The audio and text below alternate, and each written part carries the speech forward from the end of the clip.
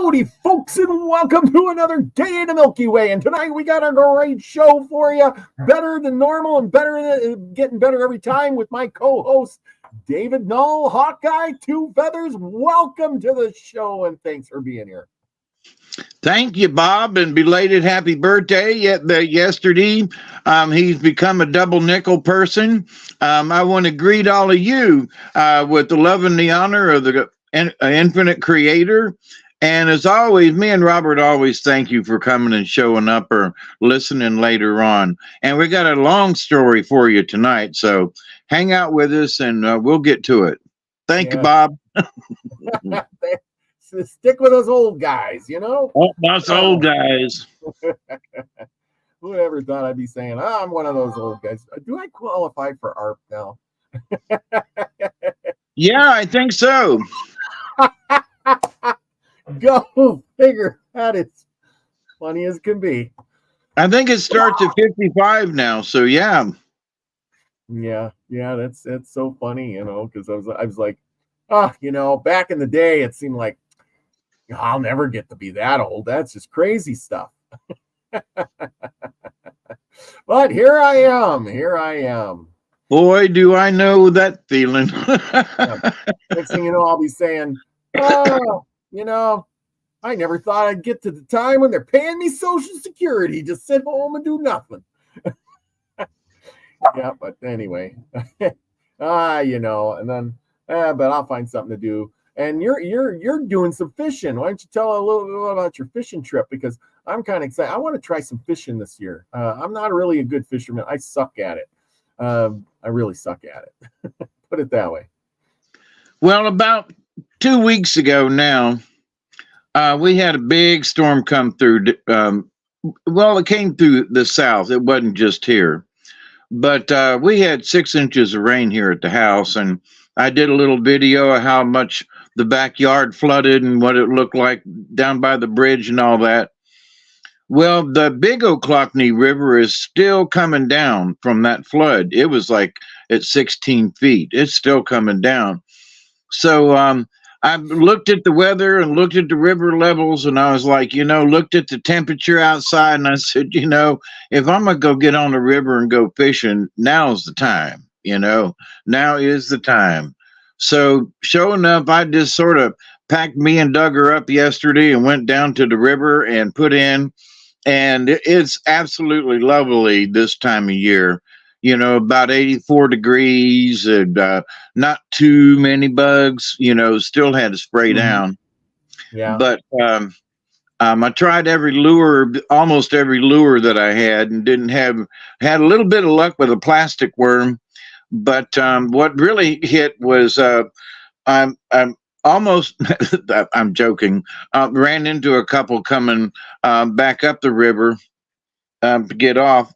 And we had a nice little chat sitting there, hide to the dog and everything, and had several very large, you know, bluegill, and I mean big fat things. And they were like, you know, here, do you want these? You know, I don't want to go home and clean them, and I hate to just throw them back in the river. And I was like, okay. But so, and they also gave me some pond worms. So as it got dark and it was time for me to turn around to come back towards the house, I put a worm on a hook with a bobber and had it there in this one spot underneath the train trestle. And I was like, yeah, you know, okay, you know. And then I turned around and looked, and I thought, wait a minute, did that bobber just go under? Because it was getting dark. And I looked around because I had 2 or 3 poles set, and I turned back around and it popped back up, and I was like, holy cow. And I grabbed the pole and reeled it in. There was a really nice catfish, about yay big, about a 2-pounder at least. Well, I let that one go, but I know what to fish with now. Forget all these dang lures and get yourself some pond worms, and they last longer than crickets do. But if you want to get the specs, then you use a lot of folks fish with crickets. They're expensive, but you know, pond worms go a long way. But anyway, Yeah, so yesterday was, I think if I was to be hungry, I'd be fishing for catfish versus trying to catch a bass or something like that. It's easy to catch catfish down here in the south. So um, next time I go, I'm gonna go for catfish specifically. Ah, yeah, I love catfish. I love catfish. And We're let me gonna. give a little tip for them folks. I have, and other folks do too, fish with um, liver, chicken liver, Mhm.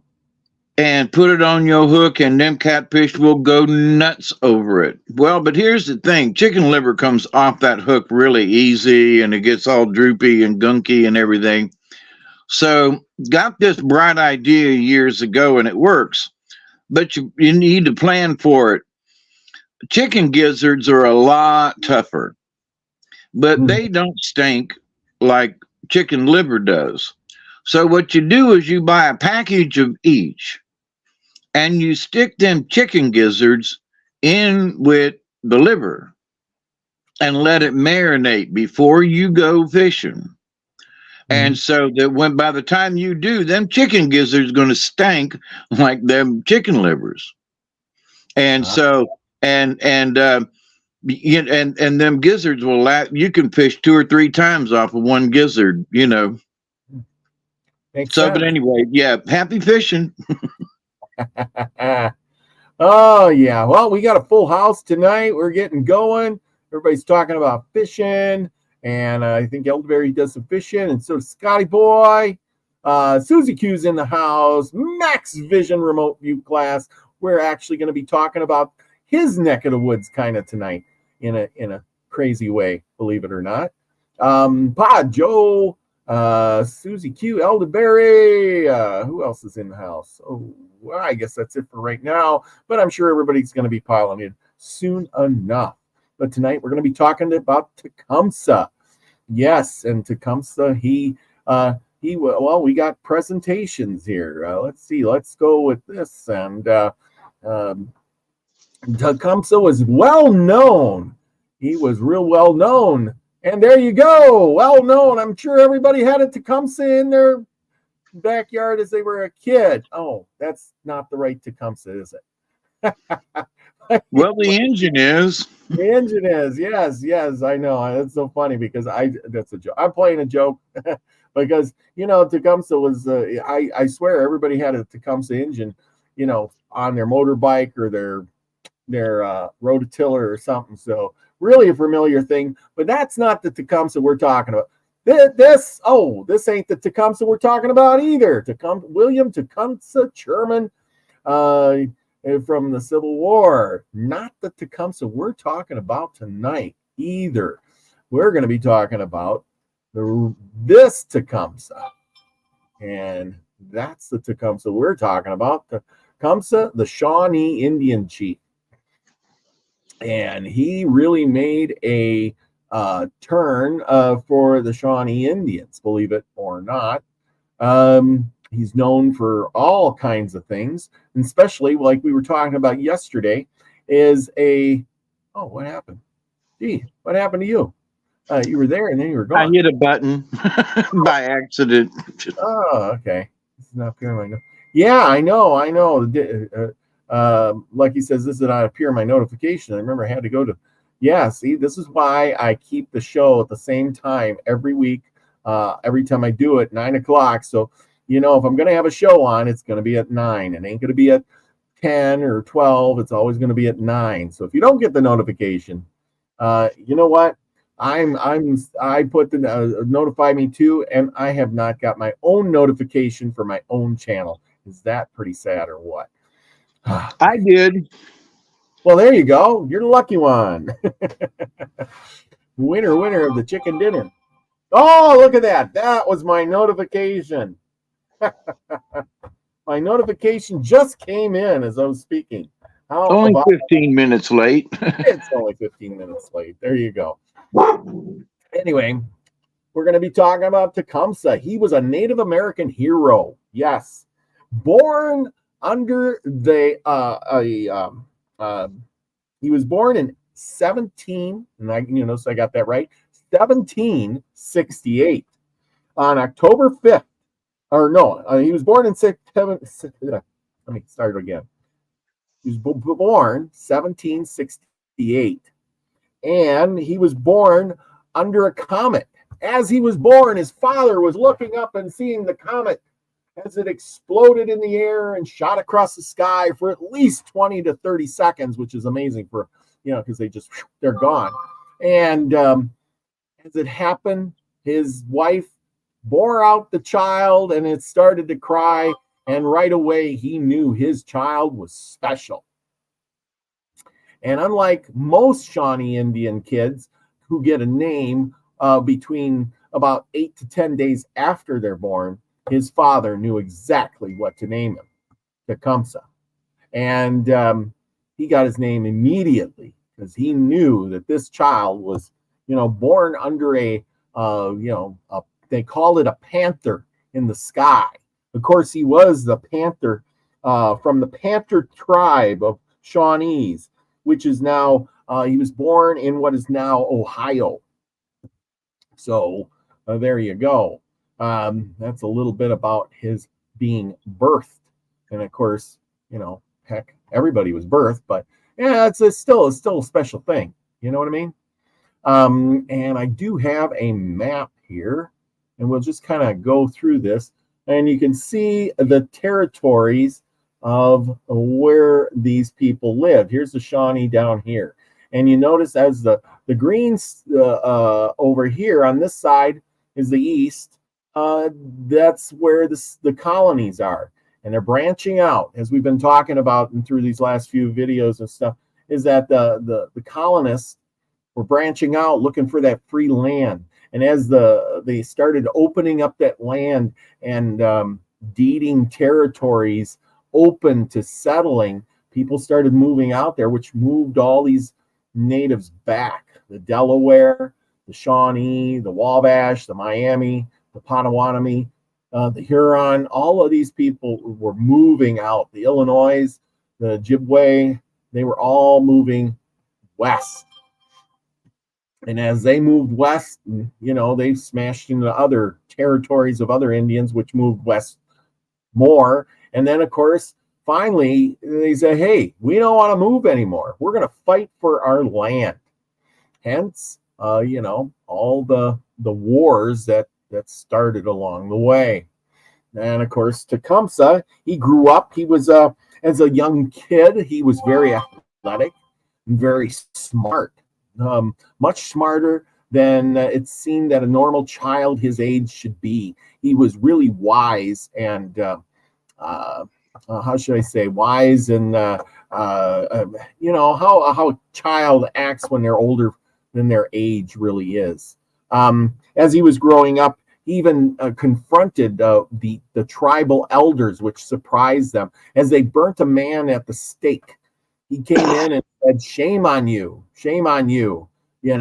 how dare you treat somebody, a warrior like this and just burn him at the stake? What kind of people are you? You tie him to a pole and you burn him at the stake for that. This is not a good warrior's death. This is if I become chief, this will never happen. And he did become chief, and he ruled differently. I mean, people followed him. He had the eyes of premonition. He was a kind of a seer kind of a guy.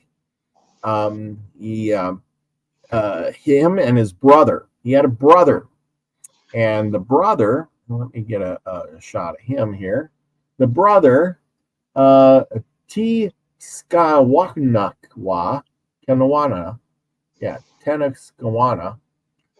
called the prophet. He was called a seer too. He had visions. Tecumseh, he had visions too, but he didn't really embrace his visions to the public as much as his brother did. His brother was kind of I would say he had a bit with alcoholism. He liked to drink, and it got him in a lot of trouble. And he wasn't so good. But one day he got really drunk and had a vision, and the next thing you know, between him and his brother there, they made a town called Prophetstown, believe it or not. And Prophetstown was, and I don't know if I got a picture of that either. Yeah, here we go. Maybe this is it. It appears Prophetstown right here. And you can see Lake Michigan here, and it's on the Illinois, Indiana, Kentucky area right in here, Prophetstown. Now, this was an Indian village called Prophetstown. This is where Tecumseh and his brother lived, and people would go there. This was a big, prominent Indian village. People did a lot of trading there, so forth and so on. One of the strongholds of the Shawnee Indians at the time.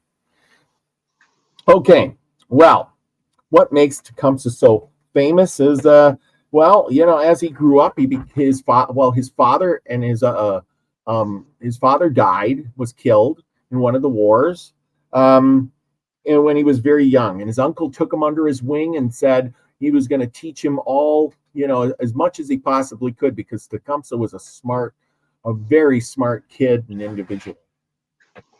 Okay, so let me hang on here as I get rid of that and I start with something else.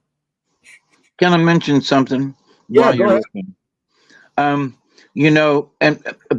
I'm not faulting you in this. You say, and he was killed in one of the Indian wars. Well, technically,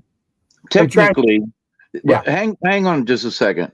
Technically, when the white man first set foot on the America's soil, the Indian War started. Yes. But so these little wars that happened in, there's the ones that happened over in Delaware and over there, and then they moved. Then there was another skirmish war or something, and it might have only lasted a couple of months or maybe a year until folks moved out and things changed. But, I just wanted to kind of make a little clarification in that these were all little wars in the big war. And the big war started when the white man started taking over the Americas. Yeah, well, exactly. Let's see here. I found my thing that I wanted. So, in a way, they might be. They should be considered battles versus wars. But I'm being nitpicky. It was one big war. It was just different battles. I agree with you. I'm just being nitpicky because they were like, oh, we had war with the Native Americans. You started the war as soon as you got here. But anyway. Oh yeah. It basically was one big giant war. It was many battles. Okay, so his father was killed by the whites. So Tecumseh did, and especially it wasn't just any. It was the American white people, and he was killed in 1774. His mother, a Muskegee, of the Creek Confederacy, left him. Now he's abandoned. When he was 7 years old, and then he accompanied part of his tribe and his uncle to the Missouri tribe, to the Missouri, and then he passed into obscurity for a while. But when Tecumseh was, eventually he was trained, in the strictest Shawnee code of honesty, and in an elder brother. He, believe it or not, he was the fifth of 8 children. So he had a big family too. And these are the things that what I like to get on is these little details, because, you always hear about the big battles, and you hear about, all the famous things he did, but who was this guy? He was a man. He was a young boy. He had brothers and sisters just like anybody else. And if you're the fifth of 8 children, well, you're not probably going to be it's usually the firstborn or the lastborn. That's you're kind of the middle child there, I would say, right? And anyway, when his father died, he was taken by his uncle, and he was trained. He taught him woodcraft and hunting, and but he was adopted by a Shawnee chief, Blackfish, and until he grew into young manhood with several white foster brothers whom Blackfish had captured. Remember, the Indians used to like to capture the whites and indoctrinate them into their tribe, to gain more members. And these indoctrinees, usually grew up to be really good Indians. Anyway, well, as a Shawnee And that's why also some of these Indian nations who claim to be purebred aren't necessarily purebred, because 200 or 300 years ago, there were whites who were adopted into the both male and female. So, some of these tribes, they claim to be, purebred when they might not really be. But anyway, sorry, go ahead. Oh, I totally agree. I mean, they took people from other tribes. They took people from, the whites. They mixed them in wherever they got a child. Hey, we're going to bolster our capacity of our tribe, because remember, they had all those diseases that went through and wiped a lot of them out, and then of course the fighting, and they weren't repopulating. I think they knew they weren't repopulating as fast as the white people were. Like one of them said, we shoot one and three come crawling back. It's crazy. Well, also, whether or not they thought about it, but they were getting the white man's blood into the tribe, which in a way gave them natural immunity. Yeah. But that's an odd way of looking at it. Like, let's go get a couple of white kids so we can, Exactly. I mean, unknowingly, but isn't that how nature works? When a species is dying out or something, that it doesn't have anybody, anything to mate with, so it mates with whatever's closest, and a new species is born, and then that one, tends to do better because it's a little bit about the one that's dying out and a little bit about the one that's doing good. Yep. It's got the best of both worlds.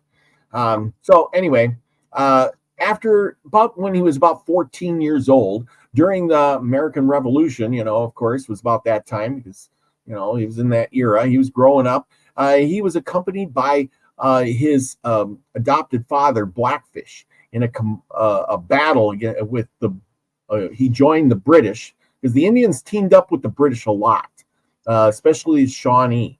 The British gave them guns and things to fight the Americans. It's just they were kind of being used, put it that way. Oh, yeah. Let me interrupt again. Didn't you say he was born in 1768?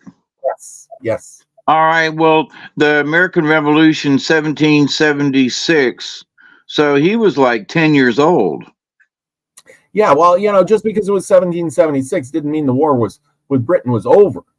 I know, but my point is, he was like about 10 years old. Yeah. Well, he wasn't an old man. No. I says his first battle was when he was only 14 years old. He battled in one of the battles with during the American Revolution. He was of course, his stepfather, Blackfish, with the British, and the rest of the Indians they made attacks on the Americans. As he was hostile towards the whites. However, Tecumseh rebuked his fellow Shawnees about a year later for the cruelty that they themselves practiced, and it was then that he discovered the words could be as powerful as weapons. So he became a good orator. Remember, all these big chiefs back in the day about that time, they learned that speaking words was a very powerful weapon to rile the tribes up and get them going. You know what I'm saying? Yep, and presentation. Yes, and presentation. He had accompanied one of the predatory Shawnee raids on the flatboat. Shut up. Okay. He had accompanied one of the predatory Shawnee raids on the flatboats that were bringing encroaching white settlers down the Ohio River. They were starting to settle in his land. I mean, I'd be mad too. Hey, you pulled in one day and you woke up and all the trees around your teepee are cut down and built a cabin, kind of like a cartoon. Uh, he had seen white men tied to this is where he'd seen a white man tied to a stake. He was horrified as he showered his fellow tribesmen with such abuse that he never tortured a prisoner in his presence again. And he was mad because, they just grabbed somebody up and put him at the stake and they're just going to burn him. And it's like, that's no way for a warrior to die. I don't blame him. After the Revolutionary War, Tecumseh was for a number of years a marauder. He led fighting small actions against the whites during in the Northwest there, and assisting Cherokees in the South. He saw his brother Cheesecaw killed in an unsuccessful raid near Nashville, Tennessee. In September of 1792, although he was the youngest of the Shawnee band, Tecumseh was chosen as leader, and he fought small actions in the South and made acquaintances with the Creeks, and helped him to form an alliance. And he got around, by getting shuffled around like that. He's seen that all the Indian tribes were fighting for their lives. You know what I mean? Yep. So now, he's up in the north, he's down in the south, he's fighting all these places. Get something in my eye. These battles. They were bad battles too. Here he is. This is Tecumseh rebukes General Proctor retreating during battle of the Thames during the War of 1812. But we haven't got to that one. We're doing so he got to the Old Northwest, gathered at Wayne's Call at Greenville in Ohio. So if you live in Greensville, Tecumseh was there. Tecumseh held up the Treaty of Greenville and negotiated for it in August of 1795. So that really doesn't make him that old, considering he was born in 1790. He was only like 25, and he's negotiating treaties, man. Talk about it. What 25-year-old guy does that? You know what I'm saying? Wouldn't that put him about 25 or 30 right in there? Closer to 30. Yeah, but somewhere in there. But still, that's pretty young to be negotiating treaties and, leading your tribe and being a chief. He refused to recognize it and roundly attacked the peace chiefs who signed away the land that he controlled. They did not own it. Land, he said, was like the air and the water, the common possessions of all Indians. This doctrine of communal ownership of the land became the cornerstone of his policy. And see, that's the thing, is he realized that you can't own the air, you can't own the water. Do you own the land or not? I mean, how can you own the earth? I mean, if you do, then you see, and today we're all indoctrinated into owning it. Pretty soon they'll be having us pay tax on the air we breathe. I swear. I mean, think of it. 50 years ago, you walk in a store, even when I was a kid, you walk in a store and you say you need some water. Did they sell you a bottle of water? Or did they just say, oh yeah, there's a glass there's cups over there, go get water? What did they do? I mean, do you remember? Yeah, the fancier places had water fountains.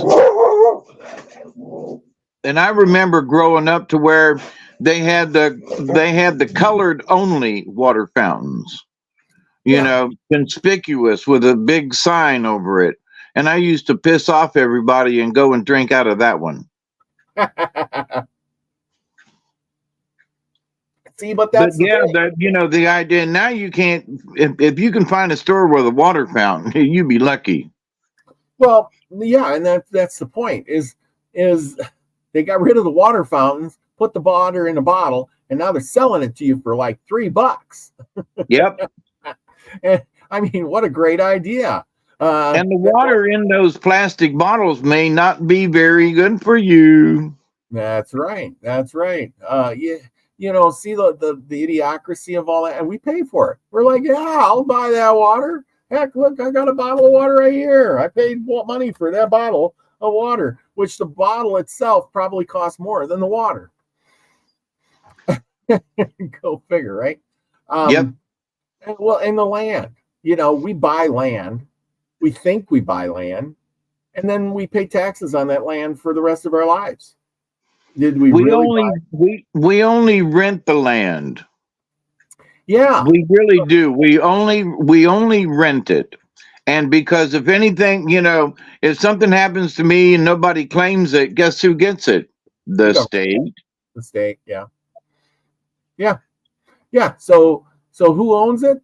Yeah, the state, the government. And we rent it from them. We don't own anything, really. If they wanted If you don't pay your taxes, they're going to come get it. Exactly. So he was right. He was right way back when. Let's see. He was a superb orator. White's compared with that of a young Henry Clay. You remember Henry Clay? He was a political leader in Kentucky. He became a spokesman for the Indians in great councils in Ohio, at Urbana in 1799 and Chillicothe in 1804. Then he Chillicothe, yeah, okay. Chillicothe. No, Chillicothe. Chillicothe, okay. Yes, because I have some of my relatives were there. Okay, in Chillicothe. Okay, that undertook. I'm just repeating kind of what I've heard on other podcasts. I listen to these words and I try to remember how they're pronounced. Yeah, well, those folks don't live there. Yeah, well, I mean, it's hard when you hear it. You just try to imitate the word. I understand. They undertook settled grievances for the time. He studied treaties. He spoke at councils. He lived peacefully in Ohio and in Indiana. About 1808, Tecumseh settled in an area of present-day Indiana with his brother, Tenkawanata, called the Prophet, because he claimed to have had a revelation from the Master of Life. And there, the brothers sought to induce the Indians to discard white custom and goods. And, basically, here we go again. How many of these Indians had that vision? Remember we talked about what was it, Sitting Bull. Sitting Bull with Custer's Last Stand said, hey, if you go there, we will win, but then don't pick up any of their stuff. We got to get rid of the white man's stuff and we can go back to living. But nope. And here again, he says their brothers sought to induce the Indians to discard white man customs and goods and abjure, go back to intertribal wars, or from not having intertribal wars, for unity against the white invaders. The Code of the Prophet had a mysticism that appealed to Indians, and many became converts. So it was kind of like a little occult religion there going on. Well, Tecumseh was pretty smart about all this. He organized the Indians into a big confederation. And we have pictures of this. Here's a picture. This is a picture of Tecumseh confronting William Henry Harrison, one of our future presidents at the time, going to be one of the future presidents, where he brought up a tomahawk and he was going to tomahawk him as Harrison brought up his sword. They were going to go at it. Apparently, they got into an argument. They talk about that a little later. Here it is again. Many pictures came about this. Can you imagine your president or future president getting tomahawked by Tecumseh? That made headlines. Harrison was governor of the Indiana Territory at the time. And there he is. There's many pictures of this Tecumseh guy. Some are one way and some are the other. But again, they have this medallion. You notice that most of those Indians we talk about, they always have a picture with a medallion on like that. So of the earlier ones. Yes, the earlier ones all had this medallion. Later on, they didn't give two craps about it. That's true. That's true. birthplace of Tecumseh. Opposed to the grave threat of rapid encroachment of white settlements on Native American lands, Tecumseh successfully molded and became the leader of the Confederation of Tribes, numbering some 50,000 warriors. This opposition might as well have been successful and succeeded had it not been for his jealous younger brother, Denicawaska Kunawana, the prophet. See, his brother knew that Tecumseh could see the future, and he wanted to do the same thing. So he kind of made up stories of, it wasn't in a good way, but he kind of said, "Oh, I can see the future too." You know how that goes, right? He really could. Tecumseh was the real seer of the bunch. The prophet, whose rash acts precipitated the Battle of Tippecanoe, undermined all of Tecumseh's efforts, forced by circumstance to ally himself and his remaining followers with the British in the War of 1812. Tecumseh was killed at the Battle of Thames near present Chatham, Ontario, Canada, on October 5th, 1813. Okay, so there you go. Well, what do we find out about this? The Battle of Tippecanoe, right? Well, the Battle of Tippecanoe, his brother, I'm going to say the prophet, we'll just call him a prophet because I'll mispronounce it again. What happened there, Tecumseh wasn't in the battle. That was the problem. So while Tecumseh was off doing other things, trying to rally the troops up, his brother said, I have this vision. If we go fight the people, we go fight the army now, we'll win. I had a vision of it. And so they went and fought, and they lost really bad at the Battle of Tippecanoe. Here it is. Here's the picture of Battle of Tippecanoe. In 1811, the surrender of the Native Americans under Tenawaska, the prophet, brother of Tecumseh. So he had to surrender. That's how bad they got beaten. So there you go. It was not a good win for them. Anyway, in 1811, while Tecumseh, this is what 1811 was in the South, with William Henry Harrison, governor of Indiana. This is where they marched up the Wabash River and camped near the brothers' settlement. The prophet unwisely attacked Harrison's camp and was so decisively defeated in the ensuing Battle of Tippecanoe that his followers dispersed, and he, having lost his prestige, fled to Canada and ceased to be a factor in Tecumseh's plans, although his brother was killed a little while later.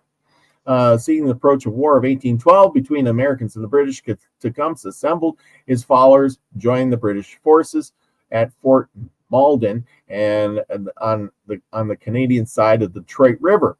There, he brought together perhaps the most formidable force ever commanded by the North American Indian and accomplished the decisive factor in the capture of Detroit and 2,500 U.S. soldiers in 1812.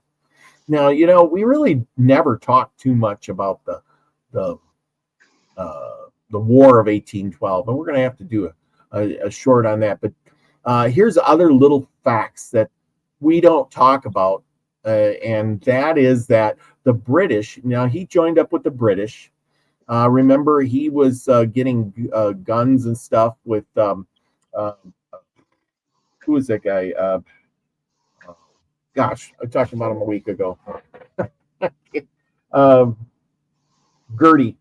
That was the guy. And he got the guns, from him. But the British couldn't really help him too much, and there was bad things going on. Well, Simon Gertie. Anyway, the point is he teamed up with the British, and the British were treating him good. The British also he was the only Indian ever made a general in the British Army, believe it or not. So there you go. Made a general in the British Army. So now here we are, the Battle of Detroit. We know Detroit is down here somewhere. So we're going to go to that. I think I got a better map here. Fort Malden, right here, Detroit and Canada. Here's the Thames River. That's where they had the battle. That's where he was killed.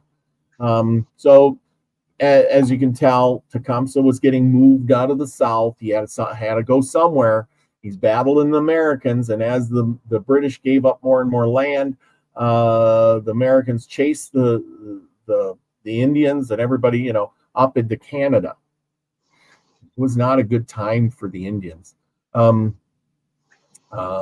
see. So Tecumseh assembled this big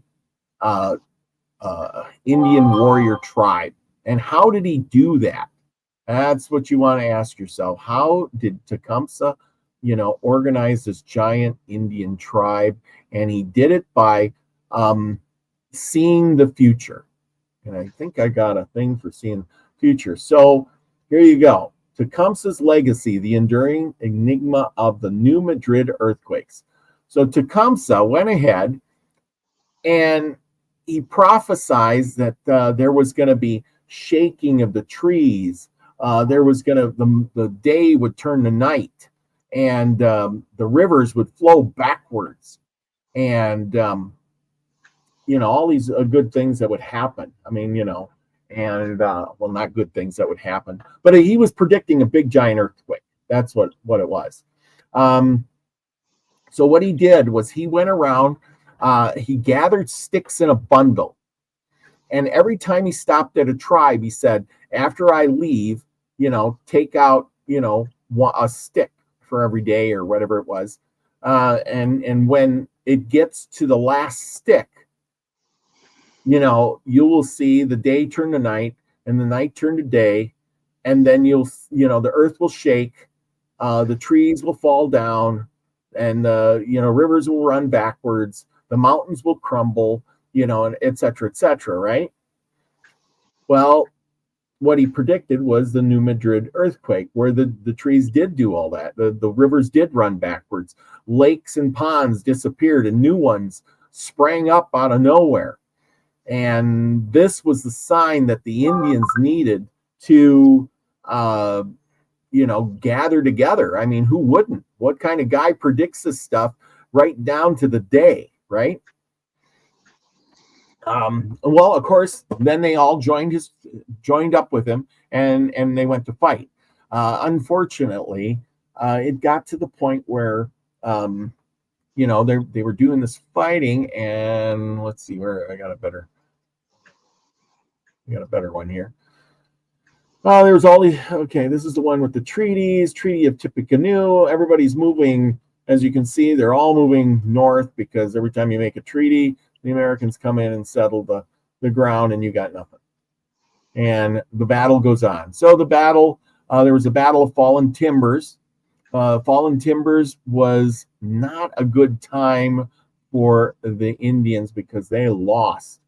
No, that ain't the one we're looking for. I think Fallen Timbers is here. I'm looking for Fallen Timbers. I knew I had it here somewhere. Nope, that ain't the one.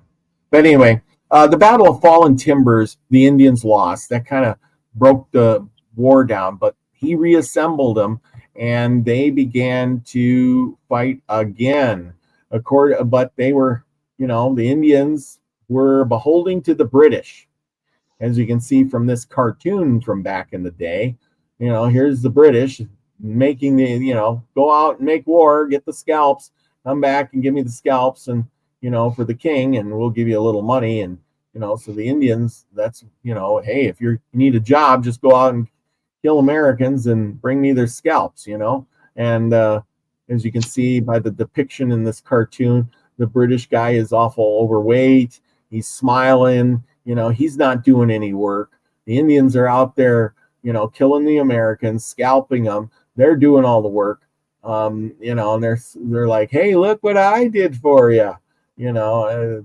So yeah, it's a cartoon from back in the day. It's not a pleasant one, but it's kind of true, you know, how that goes. You know, the Indians were ruthless when they battled. This is some of the other battles, but they were winning, with the Tecumseh at the head. He was a brilliant strategist too. But they got to the Battle of Thames, the Thames River. Okay. Let's see here. Harrison was pursued to the Thames River in present-day southern Ontario. There, on October 5th, 1813, the British and the Indians were routed, and Harrison won control of the Northwest. Tecumseh, directing most of the fighting, was killed. His body was carried from the field and buried secretly in a grave that has never been discovered. Okay. Well, what do you think happened there? Tecumseh predicted his own death. So the night before the battle, Tecumseh brought all his friends and stuff and gave away all his possessions. Everything. He gave away his clothes, everything. So basically, he went into battle that day pretty much naked, except for his war club. And his favorite war club was this hatchet. This is one of the hatchets. This is the real Tecumseh war club. His hatchet. He would wield this hatchet, carry it with him everywhere. This was his killing machine. This was one of the favorite tools that he had. I suppose he had a gun and arrows and stuff, but that day of that fight, he'd given everything away except his war club. And he somehow knew that he was going to get killed. And as he went to battle, he was killed. But he told his followers that if I get killed, and here we go, this is not the depiction that really ensues, because he was mistaken. Well, we'll get to that in a moment. What happened is Tecumseh went out there to fight, and he was shot. He was shot in the head and killed dead instantly. But he told his warriors, you take my gun rod and tap me on the shoulder till the end of the battle, and we will win. But once Tecumseh was shot, they got scared and ran off the field. Our greatest warrior has been killed, and that wasn't a good sign to win a war by. You know what I'm saying? And a lot of times back in those days, even with in medieval times, if you killed the king or the whoever was leading the charge, there a lot of the times they stopped fighting and went and ran off.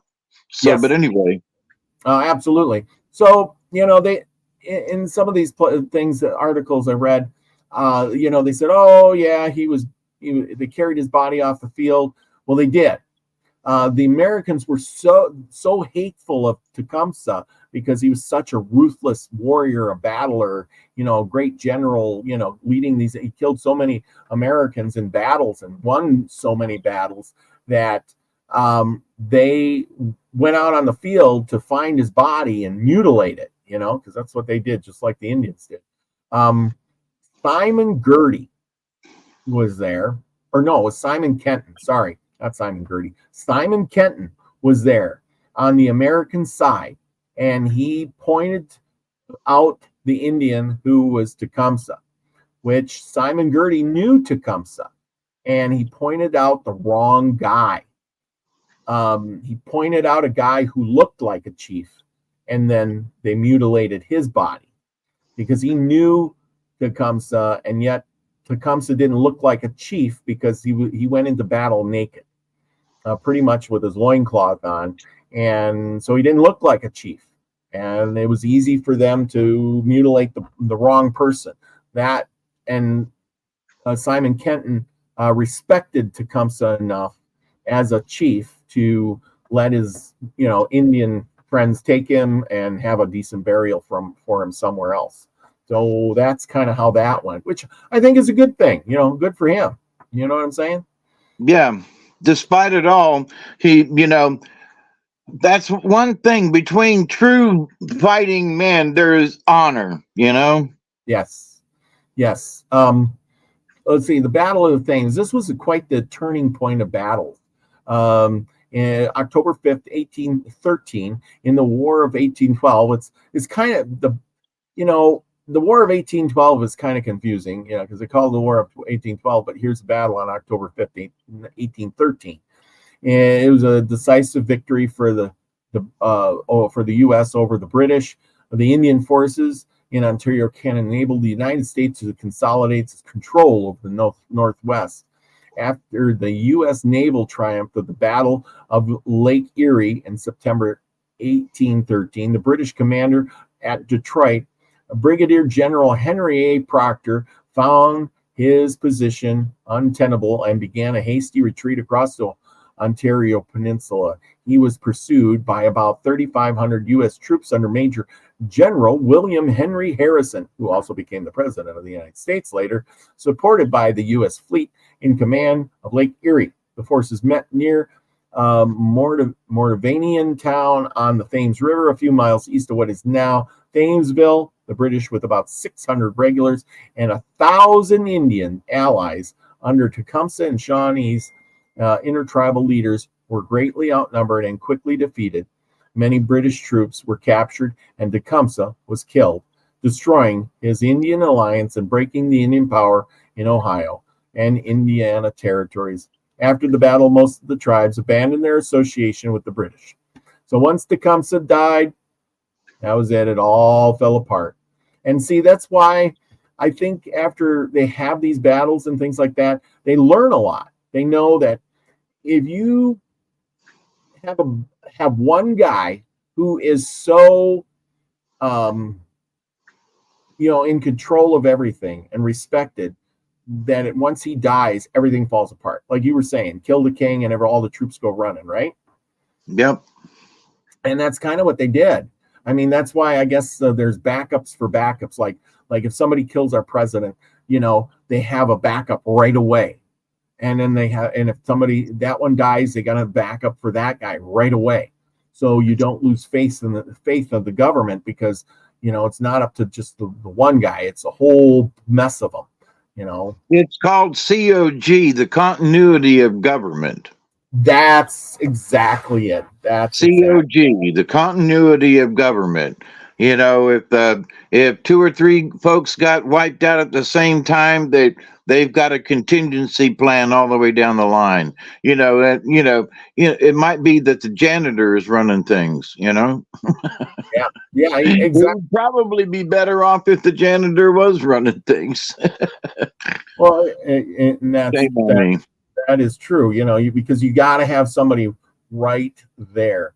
And you can see by these maps, look at here in 1795, the Greenfield Treaty Line. Then, of course, we're just going to move it up a little bit. 1805, here's another treaty line. Here, 1803, here's another treaty line. Well, before long, you're up in Detroit, you're moving in, and then they're already in 1807. Here's another treaty line. And then all of a sudden the U.S. wanted to take over Canada, but I guess we ran out of steam, believe it or not. Yeah, one thing about the War of 1812, because in 1814 we took a little trip along with Colonel Jackson down to mighty Mississippi, but we were at war from Canada all the way down Louisiana, Florida. They had us in a way kind of sort of surrounded, in that they were the British obviously had a bigger fleet of ships and so forth, but it wasn't just we've been reading here about how the War of 1812 has been up there around Canada, but it was going on all the way down into Louisiana. So, but I just wanted to kind of point that out. It just wasn't up in the Northeast. Well, and that's true. There's a lot of things that, as the picture here is that, there's a lot of things messed up about the War of 1812. I thought during the War of 1812, a lot of stuff here was that, the United States was winning. We were doing great. But what was really going on is the British were trying to, recover, because, they've been trying to fight the Revolutionary War, and they went back and tried to recover a little bit. They had more ships, more men. I don't know what happened there. Like I said, the U.S. was growing, and the French were under Napoleon. They were at war with, they were trying to fight the Russians, which they weren't winning much there. Napoleon had no bone to pick with the U.S., though he even sold Louisiana territory to President Jefferson in 1803. So, we weren't at battle with the French. But then again, here you go. We were never closer to, according to the Southern states, the war was an opportunity to gain new land that could be used for a more irrigating and slave holding purposes.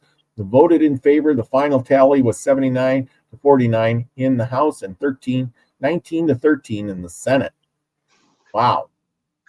Bet you didn't know that. It didn't end there either. In New York City, Baltimore, and the National Park Service reports that riots broke out as enraged citizens voiced their feelings about the war. Those who sided with the Federalist Party felt that the war was unjustified and little more than an excuse to seize land in Canada. State governments felt that the nation was largely unprepared for an all-out war with Britain. Still, patriotic fever won out and only increased as the war dragged on. Treasury Secretary Albert Galton wrote after the war ended that he felt that it brought the nation closer together. But whatever unity the war may have provided didn't last too long, as the Civil War was right around the corner. And he's kind of right. See, you know what I learned about all this? People, no matter what year it is or how young your country is, there's people who are going to protest in the streets and get mad and enrage. Look at riots broke out as enraged citizens voiced their feelings about the war. And this was back in 1812. Come on. No electricity, no phones, no nothing. And you're still out there protesting in the streets over a war. Nothing ever changes, right? Yeah, let me point something out. Yeah. The French were, in certain ways, they were sympathetic to the Americans during the War of 1812. Yes. And because down in New Orleans, which is, a lot of French down there, a lot of Acadians, and so, the French were standing with the Americans, especially during the Battle of New Orleans, but not just there. So, all down in the South and all along the Mississippi. And, the British didn't own it to begin with, but they were adamant that they was going to, take back some of the land that they lost from the Revolutionary War. I don't know what they intended to do with it. You know what I mean? What, they were going to take over New Orleans and then what? Well, they wanted the control of the Great Lakes. Well, if you're in control of all the land north of there, which is Canada nowadays, it's like, well, what else do you need? So it's almost like the British were doing it just to pester the Americans. You know what I mean? Yes. I know. It was crazy because look at here. Here's some facts. Concerns about American ability to actually fight the War of 1812 was very real. At the time fighting broke out, the U.S. Navy had a dozen seaworthy battleships. Great Britain had roughly 500, and 80 of them were available for immediate duty in the Western Hemisphere. The U.S., which is more than we had. They had 30 more ships. Come on. The U.S. had a pitiful 7,000 men in its army, only 1,000 more than the tiny British garrison in Canada. In all, the British had a field army of 243,885 men in 1812. The numbers would improve drastically for the U.S. at the time went on, of course, but by the end of the war, the Americans had fielded 35,000 regulars and nearly 500,000 military or militia men for local defenses, compared to the British militia, yeah. Compared to Britain's 58,000 regulars and 4,000 militia and 10,000 Native American fighters. Still, the Britons was vastly more prepared and open for war than the United States in 1812. I think the thing was if they would have attacked right away, they would have overwhelmed us big time. Whereas, by time the war ended, we had more people ready to fight. And I think that's the bad part. And I think the British knew that. Let's tuck our tail and get out of here before it ends. You know what I'm saying? Yeah, but also too, here's something. Them folks heard about the war up there going on up there around Detroit, right? Yep. Well, if you're in Pennsylvania, that's kind of your backyard, and there, you are close to the Great Lakes, so you're a little bit more sympathetic. But if you're in Kentucky, what? You don't care. Yeah. Mm-hmm. And so, but when the war comes into your neighborhood, then all of a sudden, so what had happened was war, as the war spread, it started, becoming more, it's in my neighborhood, wait a minute, I'm going to have to stand up and fight. Yeah. If I'm an American, these sons of guns are, we fought them in the Revolution. Now what the hell's going on? So, as young Americans, they would have picked up their muskets and, tramped off to fight them sons of guns. Oh yeah, absolutely. And here again, the natives were misused big time. Tecumseh and his Indian Confederacy in the Northwest Territory was a force to be reckoned with. Wait. Did you say Northwest? The Northwest Territory, which is the upper peninsula of Indiana, Detroit area. Okay. That part up in the modern day Ohio, Great Lakes region. Anyway, when you say that, folks would think, wait a minute, isn't that Oregon? No. Well, back the Northwest Territory. I'm just for clarification. Yeah, well, back in the day, that was the Northwest Territory. I understand. Anyway, here with his tribes, his people, he got all the different groups of nations together that he unified most of the Indians. And I think that was the one thing that he foreseen that was so powerful, that he had the power to convince all the Indians to work together. And he allied them with the British during the War of 1812, which was kind of not the right thing. And he allied them to fight near the Canadian border. The British financed and supported Tecumseh and fought with him in and around Detroit. However, it's obvious that they only wanted to use the native warriors as a proxy. Gee, don't you hear about those proxy wars like, over in Europe that are maybe going on? And you just switch the names around. And then the big players toss guns and ammo at them. You see how this is all worked? This is all in history, already happened. You know what I mean? 200 years ago, they were doing it. They're still doing it. Yeah, nothing ever changes. Like I said, they're still doing it. History changes. I mean, the names change, but the methods stay the same. They wanted to use the natives as a proxy. Better they died than the British soldiers, they said. But anyway, the Battle of the Thames in Ontario, the British effectively abandoned Tecumseh to be slaughtered, and by advancing Americans led by future President William Harrison, Tecumseh's death led to the evaporation of the Confederacy. So basically, they were like, throw them to the wolves and let the Americans have a heyday with them. We can't win here, so let's move out. Let them fight their last battle. Tecumseh died. Let's get out of here. I mean,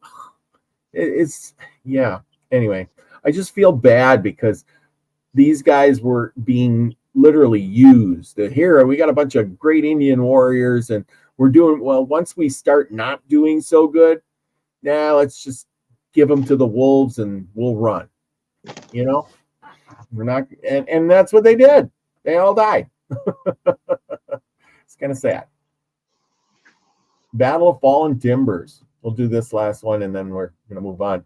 The Battle of Fallen Timbers began with an ambush of mounted Kentucky militia by a large Confederated force of Native Americans. The natives defenders pursued the fleeing militia into the area of tornado-damaged forest, where the Legion met them with a skirmish line.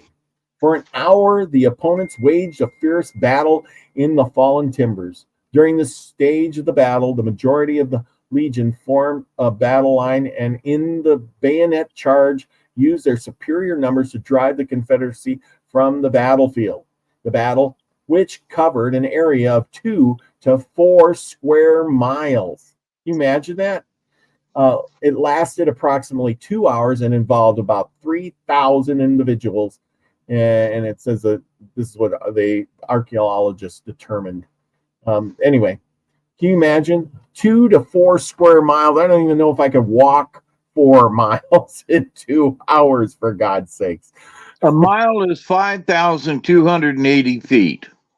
Yeah, it's pretty far. 2 square miles, 2 to 4, I should say. Your troops are spread all over the place. You know what I mean? Which fight are you in? Oh, man, oh, man. And back then, they didn't necessarily all have horses. Yeah, you're on foot, you're running. I mean, it must have been a crazy mess. People shooting, black powder smoke everywhere.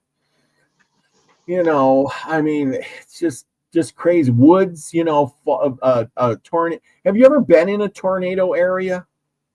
I've had 2 tornadoes go over my house. Yeah. Yeah.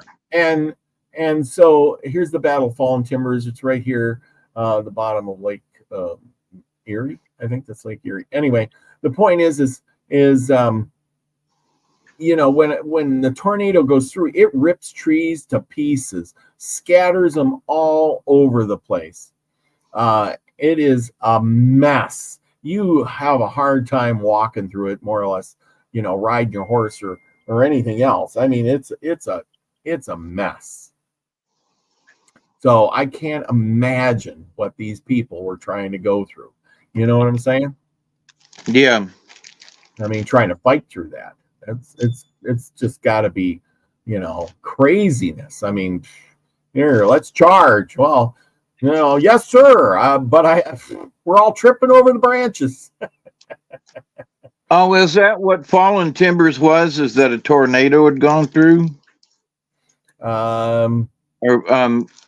What? Yes. Why are you mentioning that? Yes, the tornado went through this area, and that's what happened. And then that's where the battle began. So I see. Yeah. Let's see. Okay, hang on. Secret of Truth. Yes, Secret of Truth's in the house. I think she's on the Robert V Adventures channel, because she says Milky Way does not have the chat up, or is it just not coming through? I think you're over on the Robert V channel and not the Milky Way Soul Tribe channel, because that's where everybody is tonight. Okay. Well, anyway, we got Nina the Mystic in the house. We got Off the Hook. We got Susie Q, F Kitties. She's driving and listening tonight. Anyway, okay. Enough of that for me. But anyway, let's see. Charles, you're starving crazy. Oh, yeah, here's a good one. Elderberry's got something to say. Charles Wallingford brought deer to the starving crazed men of Jackson. Wallingford was a Red Stick fraction leader. Remember, we talked about the Red Sticks. Yes, he did. Anyway, okay. What do you got for us tonight? That was my good presentation. I hope everybody got a little bit of something out of that, because it was really interesting. If you want to know more about Tecumseh, you know, go check him out. Look him up. You know, there's some great articles out there. There's a lot of good videos. a lot of talking about him. He's a very interesting guy, very just really interesting to hear about all the things he did in his lifetime. Remember, I'm just an amateur historian, so I know I get a few things wrong or mixed up here and there, but for the most part, I'm trying to do my best. So I know I've been tripped up on a few of these things here and there. People left in the comments. If you find something wrong, let me know. So there you go. Anyway, Yeah, because we're trying to present the truth. We're not trying to pull anything over anybody, and if we get something wrong or something needs to be added, sometimes we may leave something out, but not necessarily on purpose. We try to give you as much information as we can. Yeah, well, and that's the thing. I'm trying to do the best I can, and sometimes I get a few things messed up, or I think I heard one thing, or I looked up another thing, and history is hard to find. I'll tell you that. It's not as easy as you'd think, because one guy says one thing on one channel, another guy, an article says something. It's just like looking up pictures of Tecumseh. There's like 50 different pictures of him. They all seem to have that little thing in his nose. But other than that, some show him with a mohawk on. Some show him with a big headdress, like he's a big chief with a big feathery headdress, like you'd see the Plains Indians. And some of them show him where he's bald, and some of them show him where he's got this big coat on. And oh, geez, it's crazy. Let's see here. So here's just the differences. I'm going to show this up real quick. If you don't mind me doing this for a second. So like here, this is one picture of Tecumseh, at least it was supposed to be Tecumseh. And you can tell, okay, that's an older picture. But is that Tecumseh? Of course, then when they show this picture of Tecumseh, here he is, and he's just got a cape. Is this the Tecumseh that we're supposed to be looking at? That doesn't look like the other guy pretty much at all. Of course, then when you see this Tecumseh, he's wearing pretty much a hat with a feather. He looks dressed like a white man. He's got the things for a general, a red coat on, so he's allied with the British. Even when they painted or did this, they did a statue of the death of Tecumseh, right? Well, here he is, and he's got a mohawk on. So is this Tecumseh? Is this the true depiction of him? Is he barefoot, or does he have moccasins on? He's got moccasins on. Okay. Yeah. So you gotta wonder which one is it? Here's another one. Here's Tecumseh again.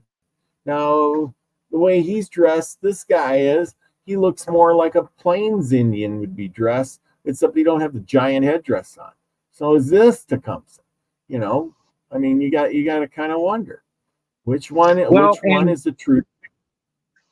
And the picture of native folks in buckskins is more common than not. If you see them in clothes, well, okay. But buckskin, from the east or the west was, obviously, the choice, because that's where they got their clothes from, was from the deer and the elk. Mm-hmm. Yeah. No, I totally agree. I agree. Okay. Well, anyway, so like I said, it's just, the difference in the way they got him looking. Was he wearing clothes? Was he not wearing clothes? Was he wearing moccasins? Like this guy here, he doesn't look like he's dressed like an Indian at all, except he's got long hair and a feather. So was this the true Tecumseh, or was it the artist's rendition of what he was? Yeah, that last guy, he looks more French than British. Yeah, and the one with the feather in his hat, Exactly, but then he could be influenced by the French, because the French were up and down that area. And of course, here's another depiction. Was this Tecumseh? you know, dressed in more clothing. He looks like he's from Europe almost with the big clothing and but he's wearing moccasins, you know. It's just he doesn't look like an Indian face here either. It looks like a British face or English type face. I don't know who's right and who's wrong. I don't know. These people lived so long ago that you really don't know. You really don't know.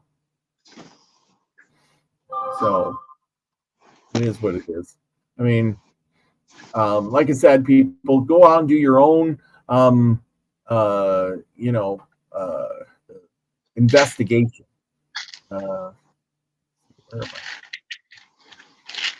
And if not, it's interesting history. I just knocked over my coffee and made a mess, so I got to recover for a minute. I knocked it all over my medicines. Oh no! They're in bottles and all, but our rainstorm today flooded all my meds in this same table, and I just got done cleaning it up. Now I just knocked a full cup of coffee all over the same table. So give me a sec. I gotta wipe my pill bottles off. I only got 15 of them, you know. There's another one.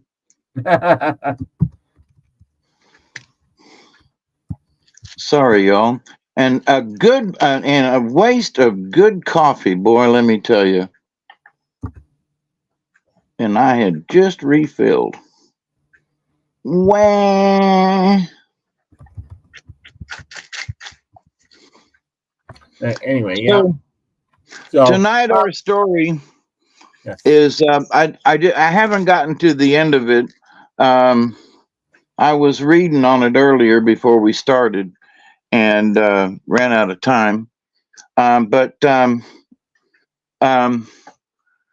we've had quite a few characters in our stories up to now. But this one, let me read them off to you while you're waiting on me to finish up over here and mop up this coffee. And one of the main characters is Diver, which is duck, or it says a duck if you're reading. And then there is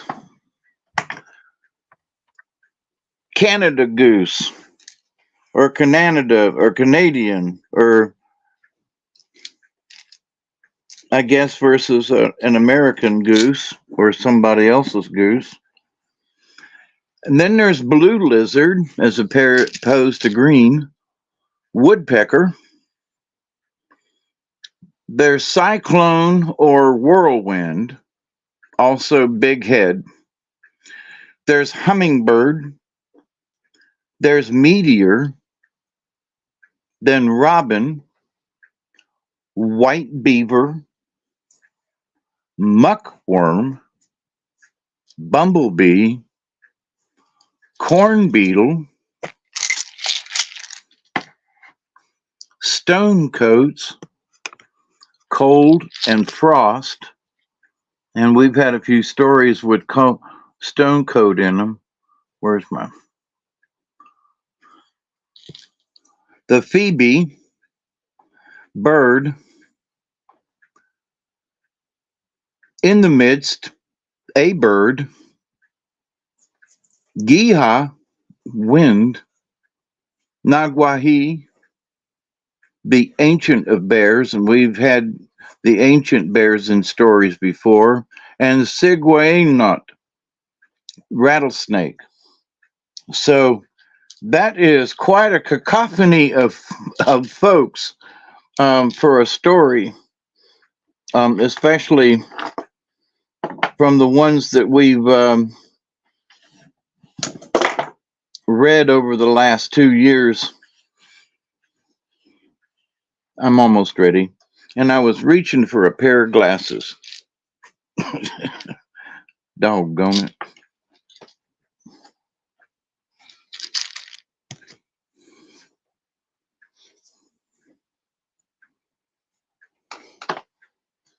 just a second. I got to rearrange since I got them on. So with this cast of characters, it hopefully is an interesting story. And by the way, I've already pulled cards for tonight, so I'll be ready with that.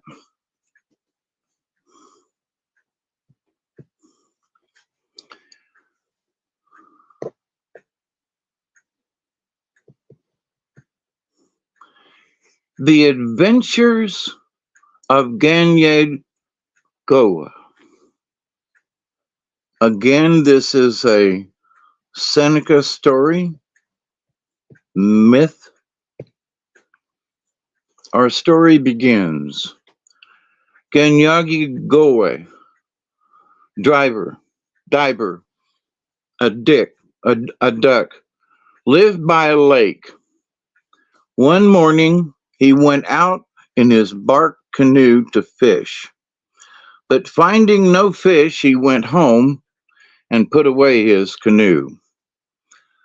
Soon afterward, he said, "Well, I must go somewhere. I'm tired of staying here." And he walked along the shore till he came near the end of the lake and saw a house. He went to the house, and finding no one there and plenty of meat, he ate what meat he wanted and was starting off when he saw a man coming from the lake with a big load on his back. The old man was Ioe, wild duck. The two met and greeted each other. "I came to visit you," said Diver. "I have been in your house." "Well, come back with me," said Duck. "No, I must go on." "Come again then," said Duck. Diver swam across the lake and, keeping along the bank, soon saw another house. Going near, he looked in through a crack and saw a large family, a man and woman and their children. He stood around a while, then went in. The man, who was of the Hongak people, the Canada goose, greeted him and asked, "Where did you come from?" "From the other side of the lake," said Diver. "What did you come for?" "To see the place. It is pleasant here." "How far are you going?" "Around the lake." The two men became friends, and after a while, Goose said, "I will go with you." "Very well," answered Diver, and they walked along the shore. At midday, they came to the mouth of a river, and Diver asked, "How can we cross this wide river?" "We can swim, if you know how," said Duck. "I do," answered Diver. They swam across and then walked on till they saw a rock, and then many rocks. The path grew narrower and narrower. Goose was ahead. Diver picked up a stone and, tying a bark string around it, hung the stone on his friend's back without the man's knowing it. He couldn't walk now, kept slipping back. Diver said, "Come on, I'm in a hurry. I want to get home before dark." "Then let go of me. Don't pull me back." "I am not pulling you back. I'll go ahead if you want me to. Wait, I will pass you." When Diver was ahead, he said, "Now come on." Goose couldn't walk fast, and Diver left him. The trail grew narrow till at last there was none. The name of the place was Huasindion. Rocks go to the water. "I must turn back," thought Diver. I can't get by these rocks. There was not room to turn around, so he tried to walk backwards. After a few steps, he slipped into the water and began to swim. When past the rocks, he came out and walked again. It was nearly sundown, and he asked in his mind, "When will I get home?" Soon it was so dark that he couldn't travel. So, finding a hollow tree, he crawled into it. Not long afterward, he heard footsteps on the dry leaves. The sound stopped near the tree. Diver kept very still. A voice asked, "Are you sleeping in this tree?" "I am," answered Diver. "I want you to come out and talk with me." The diver crawled out, and there stood Goose, who asked, "Do you know how angry I am?" "Why are you angry?" asked Diver. "I urged you to come along, but you wouldn't." "You did something to stop me. Look at my back." The flesh was off where the stone had hung. Goose caught hold of Diver and began to strike him. Diver didn't want to fight. He pulled away and ran, but Goose overtook him and again began to strike. Diver was angry now. The two fought till dark the next day. Then Diver said, "Let us rest a while." "Very well," said Goose. "You can stay here. I will be back tomorrow." As soon as Goose was out of sight, Diver ran off. He came to a river and thought, "I will swim across." But the water ran too swiftly. He was carried downstream and into rough water, where he couldn't help himself. In the river there was a large rock. Diver was driven against it, and he thought, "Now I am going to die." But after struggling a while, he drew himself out of the water onto the rock. In the morning, Goose went back to the hollow tree and, not finding Diver, tracked him to the river and saying, "I'll catch him." He sprang into the water and tried to swim, but the water was too swift. It swept him to the rock where Diver was. "I am going to die now," said Goose. Diver heard someone talking, and when he saw who it was, he was frightened. He jumped into the water, and after struggling a long time, he reached land. Goose was drowned. His body floated to the bank. Diver saw it and said in his mind, "Oh, there is my friend. Did he think he could kill me? Didn't he know that I had more power than he had?" Diver traveled on and soon reached home. That night he dreamed that he was on a trail going toward the west, when in a large opening in the forest he saw a nagiwahi coming from the southwest, and he thought, "I am going to die. That creature will kill me." He kept his face toward his enemy and walked backward to get away. Soon, from the northwest, came Blue Lizard. Diver went backward and backward as fast as he could. Bear and Lizard met and began to fight. Diver watched them, wondering which one would conquer. As they fought, they came near him. Again he went backward, went till he fell into a hole in the ground. Bear and Lizard fell on him, screaming, "Hurry up! Help me! I am going to die!" Diver woke up and found himself alone. His blanket was wrapped tight around his body, and he was rolling on the floor. "What a bad dream I've had," said he to himself. He fell asleep again, and again he dreamed of bear and lizard, but this time they were in the forest and belonged to him. He made them stand near each other, put a stick across them, sat on it, and told them to go toward the west. They reached the end of the earth very quickly. Diver sprang down and saying, "Stay here." He went south till he came to a house. In the house was a nice looking old man. "I have come to see you," said Diver. "I am traveling around the world." "Where did you come from?" asked the old man. "I came from Great Lake." "Why do you travel?"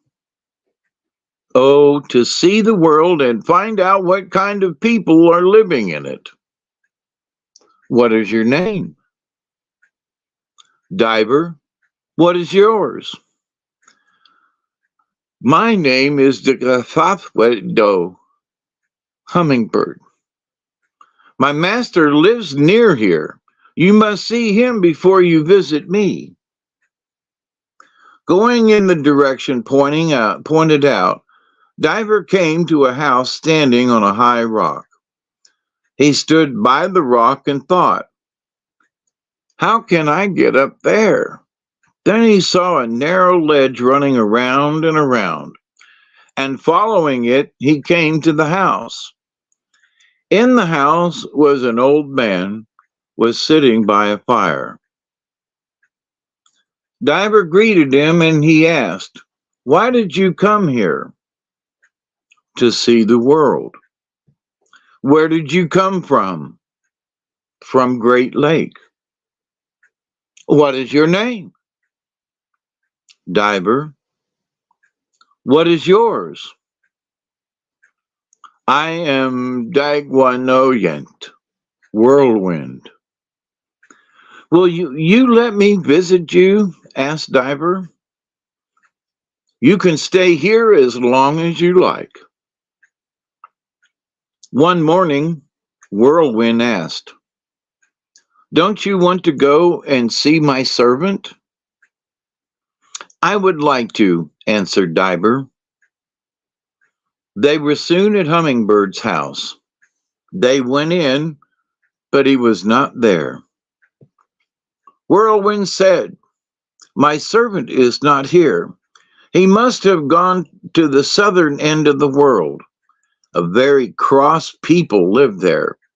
He is trying to subdue them, make them peaceful. You must go home now. Something will come and chase you if you are here at midday." Diver started, but he hadn't gone far when he saw White Beaver coming. He tried to hide, but could find no place. He tried so hard that he woke up. He felt sad and worried over his dreams. He was hungry, and he said to himself, "I will get my canoe and try to catch a few fish." He went far out looking for fish. Seeing a large trout, he jumped after it, but it disappeared. He saw another, jumped again, no fish.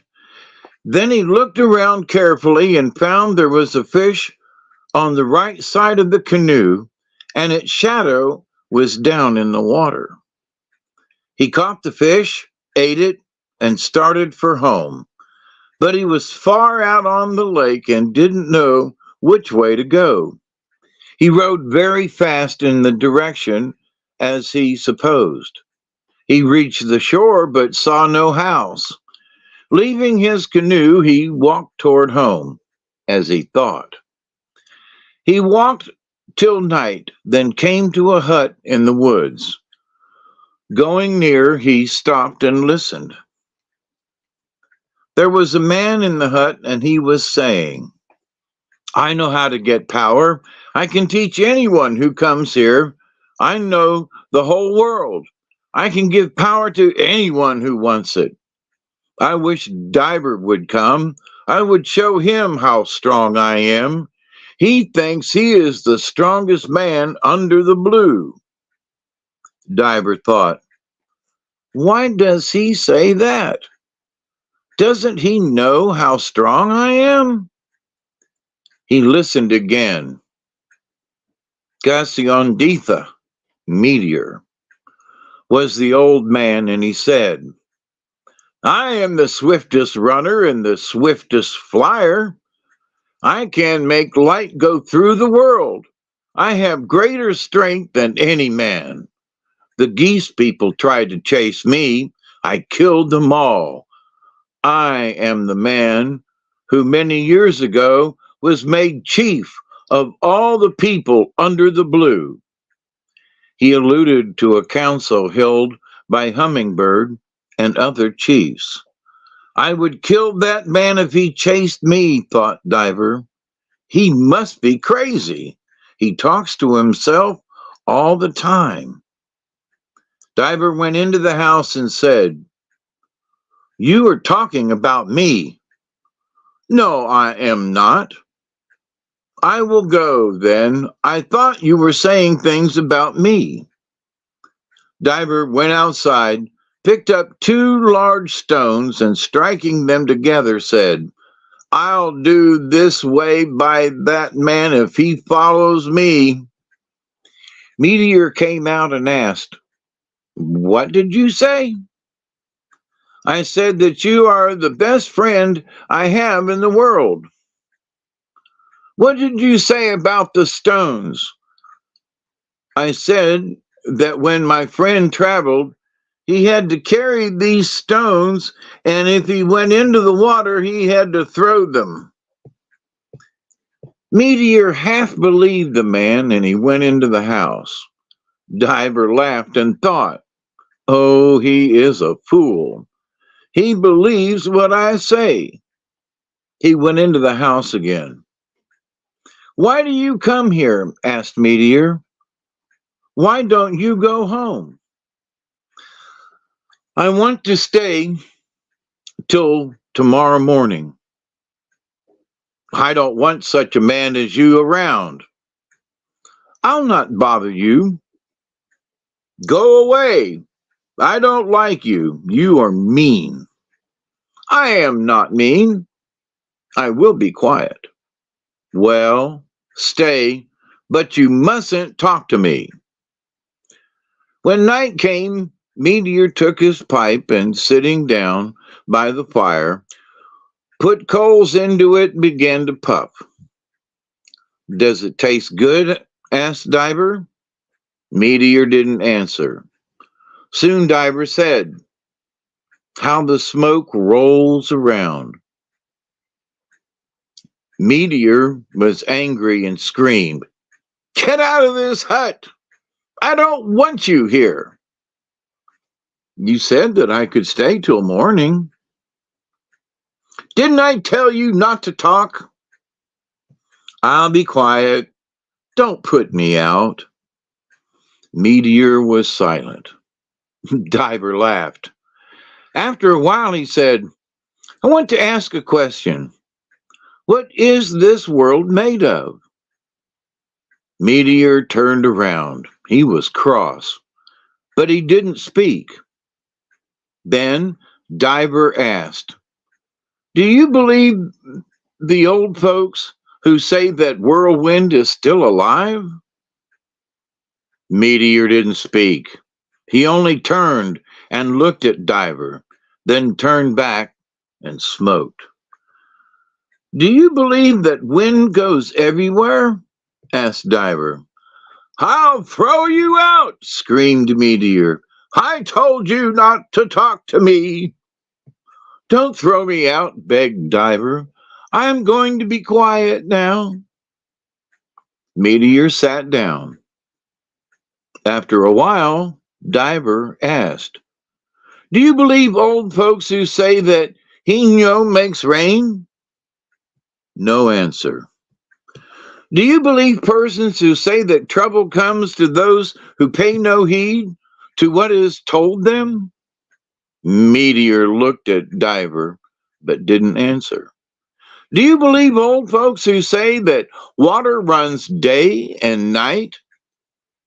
Meteor caught up a club and began to strike Diver, who begged hard and promised to be quiet. No, get out! I won't have you here, cried Meteor. Diver begged still harder. Meteor stopped striking and was calm again. Diver laughed and said to himself, whenever I say anything, people lose their anger. In the middle of the night, Diver spoke again. Meteor sprang up. He was very angry. Don't be angry, said Diver. I only want to know things. Go to sleep, said Meteor. I don't want to talk. Diver was silent for a little while. Then he spoke again. Meteor sprang up. Now go, he cried. I don't like you. Diver began to beg, but Meteor seized him by the hair and threw him out of the house. Oh, let me in, begged Diver. I'll stop talking. Go away or I will kill you, said Meteor. That is a bad man. I wish that I had power enough to make wind blow down his house, thought Diver, but he started off. Soon he heard someone coming. Looking back and seeing Meteor, he crawled into a hollow tree. Meteor knew where Diver was, but to fool him, he went back a little and hid. That is the kind of man I am, said Diver. He didn't see me, and coming out of the tree, he started on. Meteor followed again, and overtaking Diver said, now I have you, and I am going to kill you. No, no, cried Diver. I don't want to bother you. Yes, you do. They began to dispute. I want to ask you a question, said Meteor. How can you make wind blow down my house? I don't know. Why did you ask, what will you do if wind blows down your house? I didn't ask that. I said there was a wind around the lake. Do you believe that I can kill you? Asked Meteor. Yes, yes, cried Diver, and he kept backing off. I'm going to kill you now. What have I done? You have told lies, said Meteor, but he turned to go away. This is the kind of man I am, boasted Diver, laughing.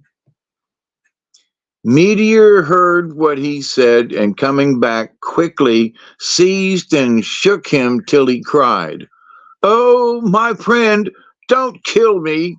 I am always on your side. I won't stop till I kill you, said Meteor. Then he thought, why do I kill this man? And he let Diver get up from the ground where he had thrown him. This is the kind of man I am, boasted Diver, laughing. Now Meteor was terribly angry. He caught Diver and said as he threw him, Go far west and never come back. Diver, as he went through the air, rolled over and over. At last he came down just where the sun sets. As he fell, he said, I wonder where Meteor is. Meteor, though far away, heard him and flying through the air came where he was and asked, "What were you saying?" "I was saying what a nice place this is." Meteor made no answer. Diver traveled north till he saw a high rock, and on the rock a house. Then he thought, "This is the place I dreamed about." He went into a nearby cabin and found an old man there. The man greeted him and asked, "Where did you come from?" "From Great Lake." "Why did you come here?" "I was lonely at home." "What is your name?" "Diver." "What is yours?" "Hummingbird." "Can I stay here?" "No, you must go first to my master." "Where does he live?" "His house is on a great rock near here." Diver climbed up to the house on the rock and looking in saw an old man sitting by the fire. "That is the same man who threw me west," thought he. The man turned, looked at Diver and asked, "Who are you?" "I am Diver. Who are you?" "I am Whirlwind." "Will you let me stay with you a few days?" "You can stay as long as you like. I am glad to have someone in the house. I am lonely." One morning, Whirlwind asked, "Will you go and see my servant?" "I will go," said Diver. They went to Hummingbird's house. Whirlwind looked around and said, "He isn't here. He must have gone to the end of the world. Cross people live there. He is going to try and make them good. If they don't obey him, I shall go and eat them up." "How far is it from here?" "You couldn't get there in 15 winters. Then there will be 100 winters before your servant comes back." "Oh no," said Whirlwind. "My servant travels very fast. He is in a place, and as soon as he thinks of it—" "Oh, I don't believe that," said Diver. "Get away from here," screamed Whirlwind. "People are coming to kill you." Diver started off, but he hadn't gone far when White Beaver overtook him and began to strike him. "Don't kill me," begged Diver. "I'm not strong enough to fight with you. Don't kill me." But Beaver didn't listen to his begging. He killed him and went on. Soon he met a man, greeted him and asked, "Where are you going?" "To see a man who is dead." "What is your name?" "Robin." "What will you do when you get there?" "I don't know." When Robin came to where Diver lay, he dug roots of different kinds and making a powder of them, rubbed the powder over the body, and soon Diver was alive again. Robin was a great doctor. "This is the kind of man I am," said Diver. "Where is White Beaver?"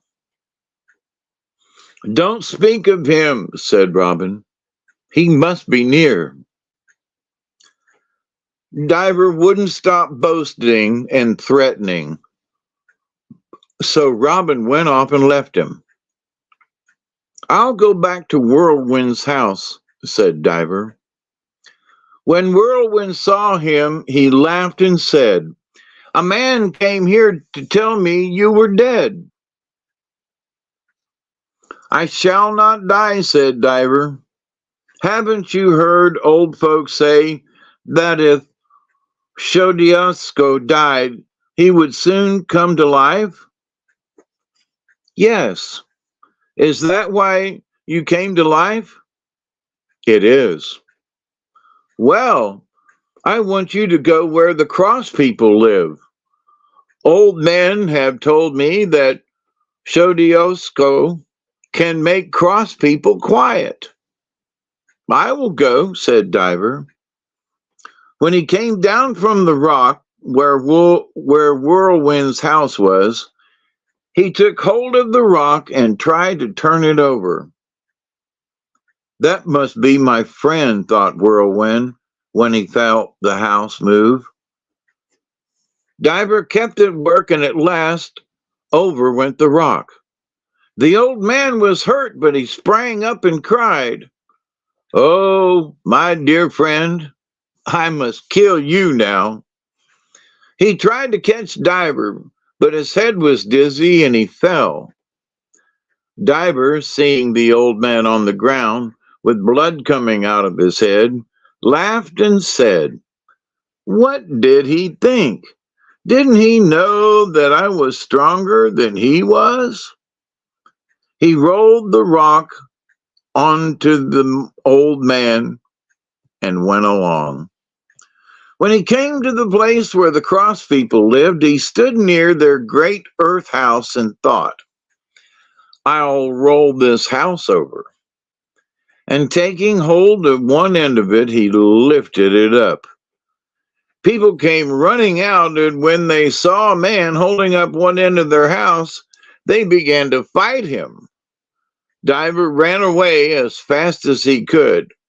The crowd ran after him, but he escaped. "That is the kind of man I am," boasted he. He walked till almost dark, then he came to a cliff in which there was a large opening. "Someone lives in there," thought he. "I'll go in and see who it is." At first he saw only one man, then he saw another and another, till he counted 7.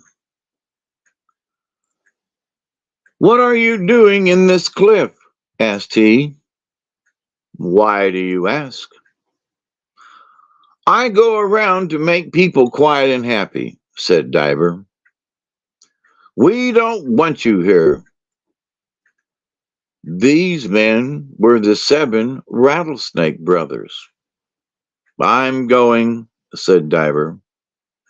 While leaving the cliff, he saw a house and heard a thumping inside. Looking through a crack, he saw an old man who was pounding something into a thin piece of wood. Soon he put the wooden thing over his face. "I have never seen such a man as this one," thought Diver. "He is making a mask. I'll take the roof off his house and then make rain come." Getting onto the hut, he threw off the roof. Old Man Woodpecker didn't know the roof was off.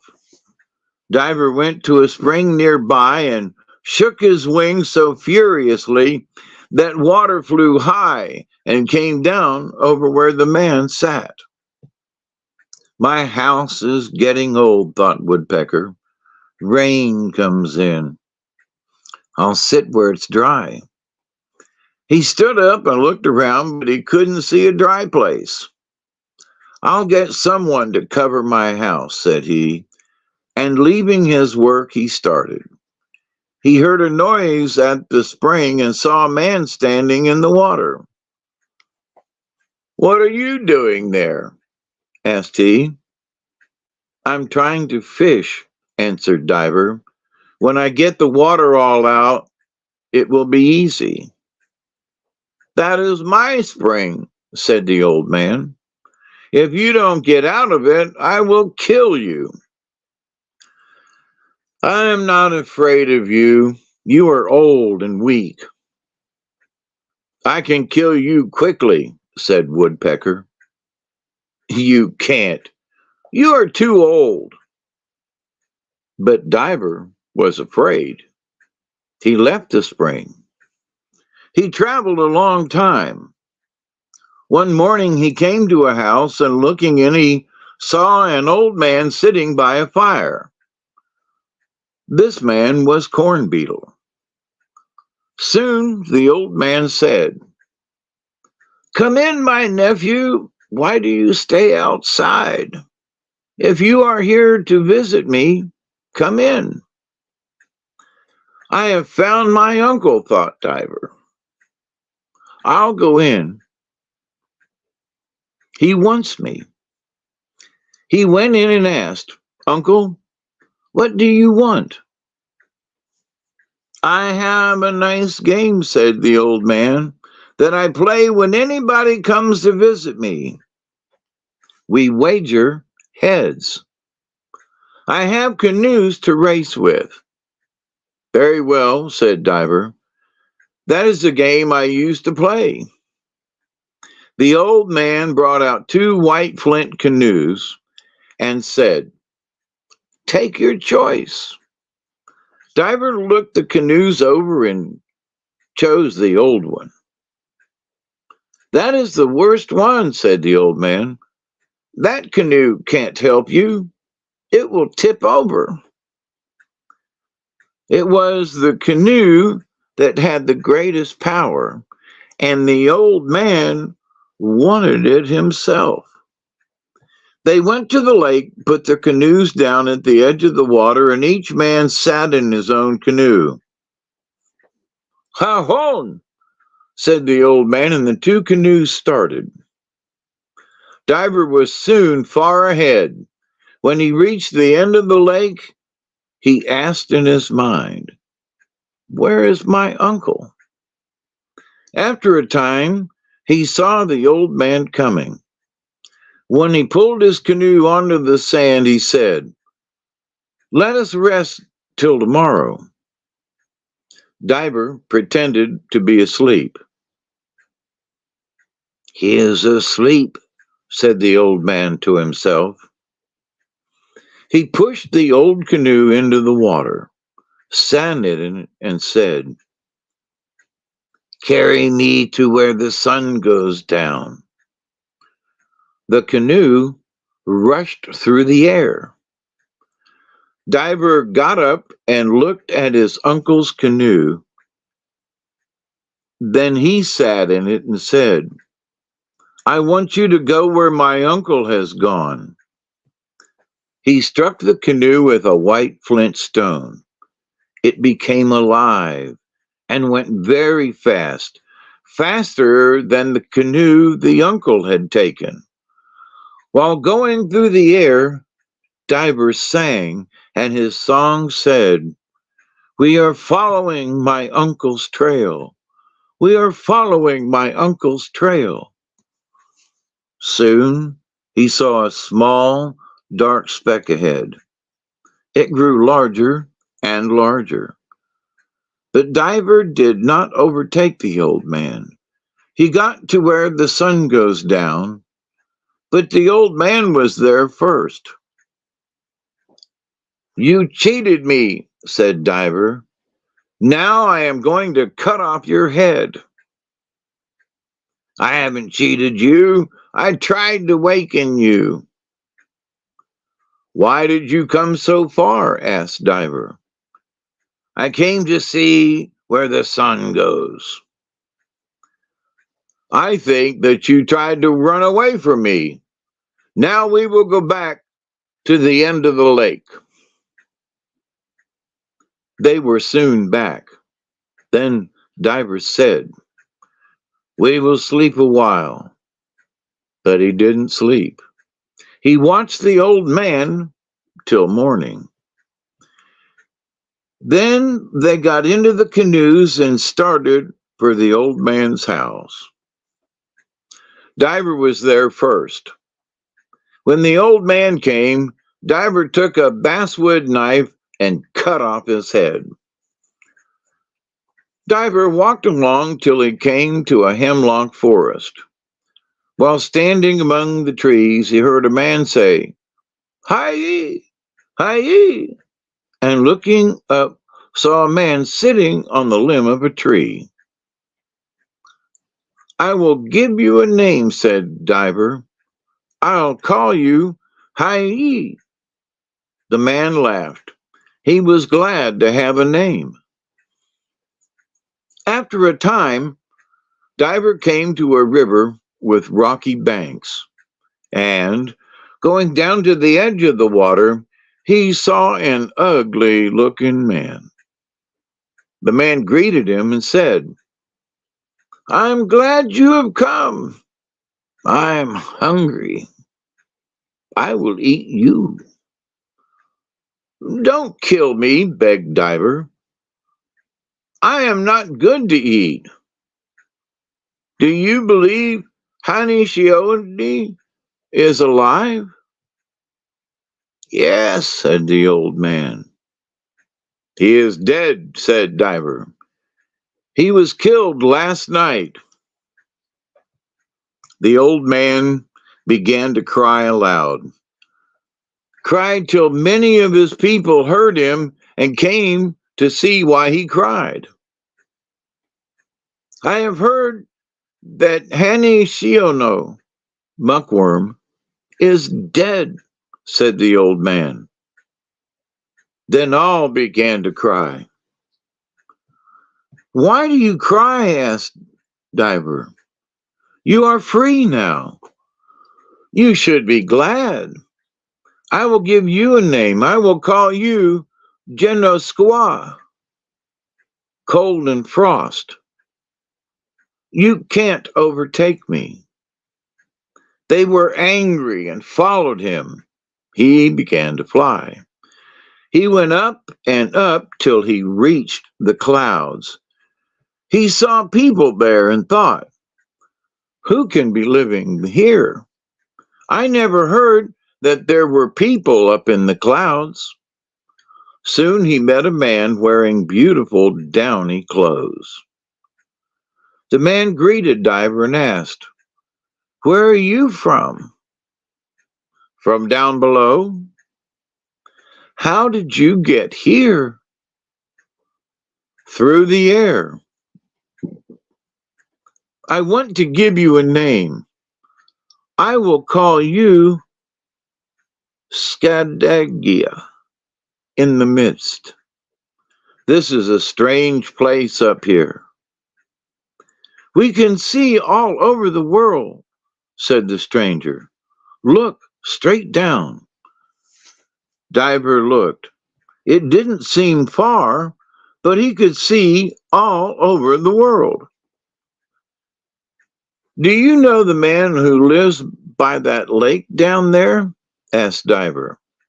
"He is a mean man." "You mustn't bother that man," said In the Midst. "He is a great power. He is Meteor. We are afraid of him. You must go now. Giha, Wind, is coming. He will kill you if you stay here." Diver came to the earth and looking around, saw a man coming out of the ground. "Do you live in the ground?" asked Diver. "I've always lived there," answered the man. "Don't bother me." "Do you know where Muckworm's home is?" "I know. It is in the ground. That is why I live in the ground." "Do you think you have as much power as he has?" asked Diver. "I have not," said the man. "Have you a name?" "I don't want one." "I will call you Bumblebee." The man hung his head, then raised it and asked, Can you call me by another name? No, it's the name that suits you best. You are bad looking. The man cried. He was winged ant, and he didn't want to be changed. Diver traveled on till he came to Meteor's house. Meteor was asleep, but he woke up and began to sing. Where is my friend Driver? Where is my friend Diver? I want to see him. Why does he sing about me?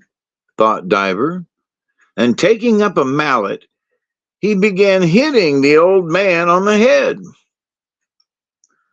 I think gnats are biting me, said Meteor. He turned over, saw Diver, and asked, What are you doing? Why do you hit me? I haven't hit you. I called you grandfather. Let us talk and be friends. Very well, sit down at the other end of the fire. The two men talked a long time, disputed as they did before. At last, Diver asked, What can kill you? A flag stalk that grows in a swamp. If a man were to strike with one of those stalks, it would kill me. Diver went to a swamp and came back with a flagstaff. He struck Meteor and ran off, thinking he had killed him. Soon he came to a house built on the side of a high rock, and he wondered how he could throw it over. As he stood thinking, a man greeted him. Do you live in that house up there? Asked Diver. I live there, said the man. When I talk, everyone hears me. Let me hear you, said Diver. The man called out, Wai-ha-ha, the call of the Phoebe bird. That is enough, said Diver. I am traveling and giving names. Hereafter, whoever speaks of you will call you Gwiyi, the Phoebe bird. You will be quiet and will not chase people. That is why the Phoebe bird never chases other birds or people. The next morning, Diver thought he would go and see if Meteor was dead. When near the house, he heard singing, and the song said, I will kill Diver as soon as I see him. The old man stopped singing and began to talk, to say, My grandson means to kill me. I will kill him and burn his house, thought Diver. And piling up brush, he set it on fire. I think my house is burning, said Meteor. My grandson is doing this. He was very angry. He sprang through the fire, and the first thing Diver knew, the old man stood near him. You have set my house on fire, cried Meteor. No, I haven't. I saw it burning and came to put out the fire. The old man didn't believe him. He seized him and pounded him to death. Then Meteor whooped and called out, This is the kind of man I am. I am the most powerful man under the blue. People all over the world heard him and said, Diver is dead. Meteor has killed him.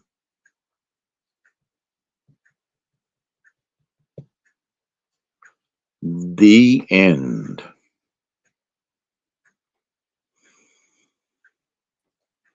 Wow. So that was interesting, eh? Yes, it was. Chloe says everybody wants to kill Diver. Everybody wanted to kill him, for one reason or another. Yeah, he was trying to bring happiness and he didn't get any. Go figure. Yeah, he Oh, was sent to calm him down, and he didn't do such a good job, did he? nope.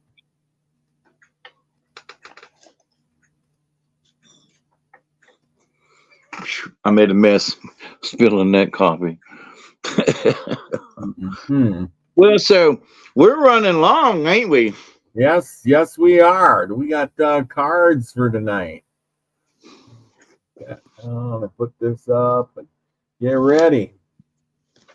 Yep, I've already pulled them. Well, good. Somebody's on track, right? Yeah. I'm trying my best. Oh yeah, I know. Oh, okay. What do we got? Well, that's interesting. We have opossum. Diversion. Oh, Possum yeah. roll over. Are you really dead? Or are you just playing possum? Was it something that I said? Possum's greatest form of protection is to play dead. And doing this, possum confuses many a predator into believing that the game is over. Oftentimes, the confused rival walks away or looks the other direction for a few moments, and then the possum runs to safety. Now, I can attest to this because Duggar has shook a couple of them to death out here in the yard. And 5 minutes later, I go out to see if they really are dead, and they're gone. They're gone. They're gone. So, but now the possum card is upside down. So, in a reverse position, possum may be warning you against getting caught in the high drama of your life's present scenario. Close your eyes and dramatize. May keep you from seeing the truth of a situation. You may buy into melodrama in yourself or others. You might as well play dead if you are justifying what you are doing with a tragic victim routine. Never, don't play the victim. If this concept does not apply to your situation, take a look at the possibility that you may have recently been giving excuses for why you don't want to do something. I'm too sick, I'm too poor, I'm watching my weight, I'm too short, whatever it is. And having to defend yourself with excuses, you may have lost the point. You don't have to defend your right to be. Think about it. You do not have to defend yourself to prove your right to be. The exercise is in learning to politely say that something would not be appropriate for you at this time. Oh, well, why don't you buy into this, this, whatever it is? It's not appropriate at this time. The proper use of diversion is to know when you do not need to use diversion at all. You owe no one an excuse for how you feel or what you choose to experience. And quit making excuses in doing so. 22. I've got these cards that I shuffled really well, and I've got 23, 22. The next one's Beaver. and beaver is being industrious. Beaver is the builder. So beaver, teach me to build my dreams, including others too. One mind, one thought, hearts as one, lessons learned from you. Beaver is the doer in the animal kingdom. Beaver medicine is akin to water and earth energy. It's both. And incorporates a strong sense of family and home. If you were to look at the dams that block woodland streams, you would find several entrances and exits. In building its home, beaver always leaves itself many alternative escape routes. This practice is a lesson to all of us not to paint ourselves into a corner. Don't paint yourself into a corner. If we eliminate our alternatives, we dam the flow of experience in our lives. If we eliminate our alternatives, we dam up the flow of our experience. So don't do that. Beaver is around with very sharp teeth and are capable of felling whole trees. Imagine what those teeth could do to the limbs of a predator. To understand beaver medicine, you might take a look at the power of working and attaining a sense of achievement. And building a dam, teamwork is necessary. To accomplish a goal with others involves working with the group mind, not a hive mind. Group mind constitutes harmony of the highest order. Now I'm going to read that again. Group mind constitutes harmony of the highest order. And we could use some harmony right now, right? So let's all work together, right? Each partner in the project honors the talents and the abilities of others.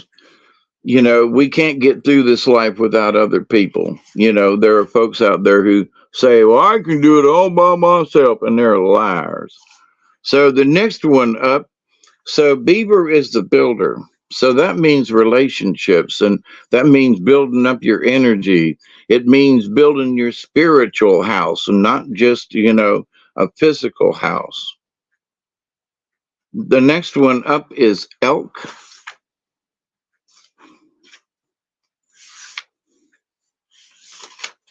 Number 3 in the book. And elk is stamina. So, and it's upside down. So, but here we are looking at the 2 cards, now the 3rd card. So we've got possum talking about diversion. So what in life, you know, do you need to learn instead of fighting, or you play dead? So, but by playing dead, you're just standing still, right? And then you work with beaver. And don't paint yourself into a corner. And elk comes along with stamina to give you the strength to do these things, right? Elk wandered through the forest looking for a partner. The mating season was in season. As elk bellowed his mating call through the forest, his bugling alerted a mountain lion. Mountain lion circled elk, getting closer to his prey. Elk sensed the impending danger when the forest grew suddenly silent. He broke for the high country when he spotted his pursuer, but mountain lion was far behind. As elk made a running leap for the timberline, mountain lion gained on him. But elk continued to run onward, displaying tremendous stamina. Finally, the mountain lion gave up, having spent his energy in spurts as he tried to jump over boulders to reach the elk. So elk medicine teaches that pacing yourself will increase your stamina. Pacing yourself will increase your stamina.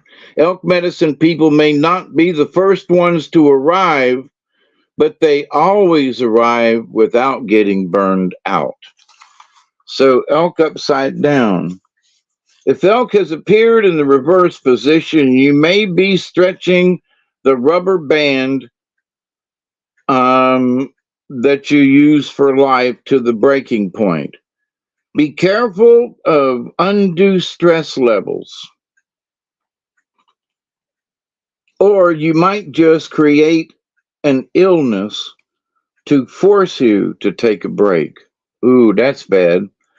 On another level, you may not be honoring your desire for the companionship with others. If you are in a relationship, it may be that the honeymoon is waning and that you need to stir up some excitement. In all cases, elk is telling you to look at how you choose to create your present pathway. So Beaver's talking about working hard, and elk is the stamina. So hopefully, but that'll, take your time, but keep working on it. And it's always better to work with others if you can, because working with others is the highest form. Yep. There you go. So thus spoke the cards for tonight, my friends. Oh, nice. Those were real powerful cards, I tell you. Gotta love it. Yeah. Yep, all good. Secret Truth says, I like both cards. Here you go. Beaver is my favorite, though. Oh, yeah. Chloe is home. She has the Big Dipper, is upside down tonight. Yep. Thank you, she says, Hawkeye and Robert. Speaking of that, do you got a show tonight? Probably for a bit. Wild and good. You're ready to do a show. I don't blame you one bit. If I didn't have to work tomorrow, I'd be thinking about doing something too. But I got to work, so I'm going to bed. I got a big day planned. But well, be safe.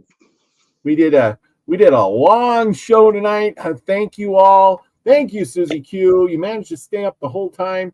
Good for you. Thank you. Thank you. Much love to all. She says, thank you, everybody who's been watching. I think I got 10 people in here. So thank you so much. Well, we better sign off before I fall asleep myself, because I got a long day tomorrow. But anyway, neither here nor there. But don't forget to join me Saturday night as we have another worldly discussion, and who knows what's coming about. You never know. Maybe we'll be talking about gardening or something this week, because it is getting that time of the year where things are greening up. I know down there where you're at, you're probably already planting a garden type thing. Yeah, folks are doing it all over. Yep. Planting's in full swing down here. I'm thinking I might be able to plant some potatoes pretty soon. So that's where I'm looking at. Soil's starting to warm up, so potatoes it might be, and then the rest of it. So yep. So anyway, thank you so much for joining me tonight. Thank you, everybody in the chat room. Elderberry says, I have an 8 a.m. appointment. Well, I get some rest. Anyway, go catch David. He's going to be on shortly on his channel. Link is in the description below. Thank you, everybody, for being here tonight. Thank you, Seeker of Truth. She says, thank you, David. Thank you, Robert. It's a great show. Love you both. Thank you. Thank you all. We love you. Yes, I can't say thank you enough. And with that, remember, go out and do something nice for somebody, and it'll make your day better. And if you can't find anybody, give yourself a pat on the back. Do something nice for yourself, because sometimes, this body that you walk around in needs a little bit of attention too. So, you know, enjoy life as it is, because it seems very short when you look back upon it. And with that, remember, be the frequency you want to receive, everybody. Love you all. Peace, everybody. Cheers.